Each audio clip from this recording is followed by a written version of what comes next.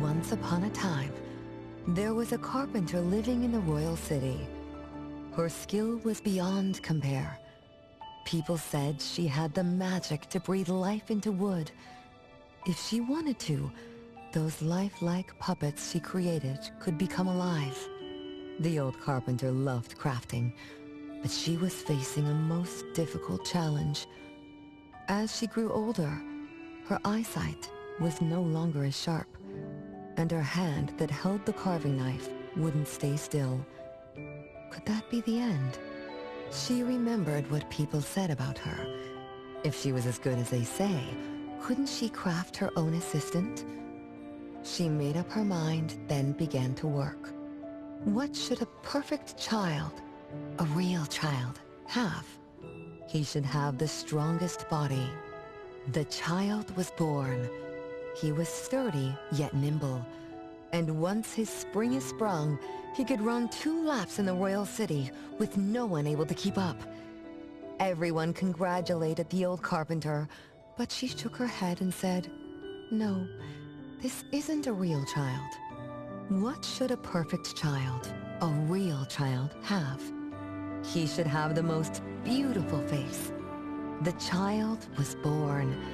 His beauty caught everyone's eyes. The king invited him to dance at the palace for foreign guests. Everyone congratulated the old carpenter, but she shook her head and said, "No, this isn't a real child." What should a perfect child, a real child, have? More puppets were born from the old carpenter's hands. An entertainer who could make children burst into laughter. A grand magician with unpredictable tricks. But no, she shook her head and said, "No, these aren't real children." One night, the old carpenter sat at her workbench, designing the blueprints for her next child.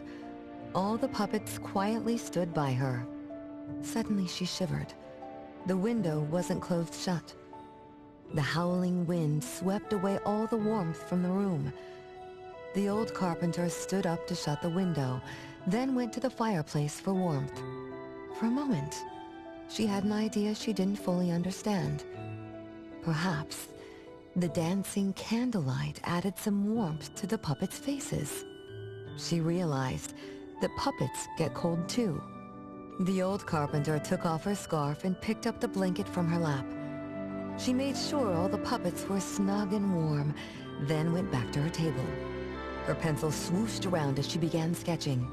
Soon, a puppet took shape on the paper. She picked up her knife and began carving on the most ordinary piece of wood. Soon enough, a new puppet was sitting on her workbench.